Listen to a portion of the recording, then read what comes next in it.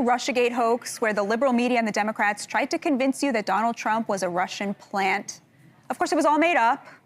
It was just there to assuage the bruised egos of the elites whose candidate lost and to incept the idea that Trump was an illegitimate president so that they could undermine his agenda.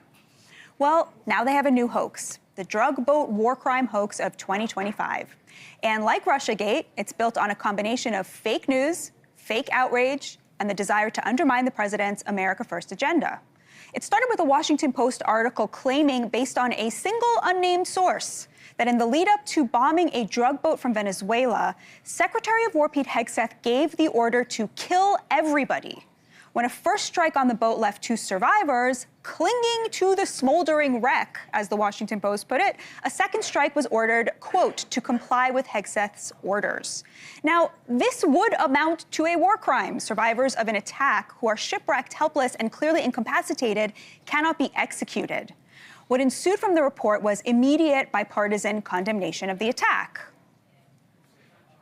Even if you accept their legal theory, that it is a war crime. Going after survivors in the water, that is clearly not lawful. I'm very, very concerned about an order that would say kill them all, kill them. If it was as if the article said, that is a violation of the law of war. When people want to surrender, you don't kill them.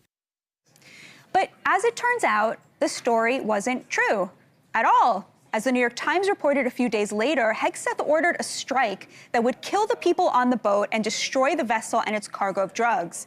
But Hegseth did not specifically order a second strike in response to surveillance footage showing that at least 2 people on the boat had survived the first blast. A contingency plan was discussed in the case of survivors, the Times reported.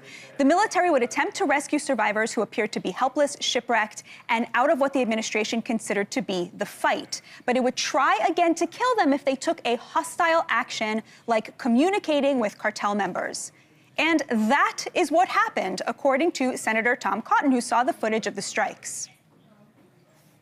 They were not distressed. One guy took his T-shirt off like he was sunbathing. They were trying to get the boat back up and to continue their mission of spreading these drugs all across America.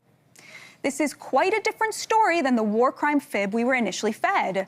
These narco-terrorists weren't clinging to a smoldering wreck. They were drug dealers trying to save the very target of the strike, meaning they were still very much in the fight.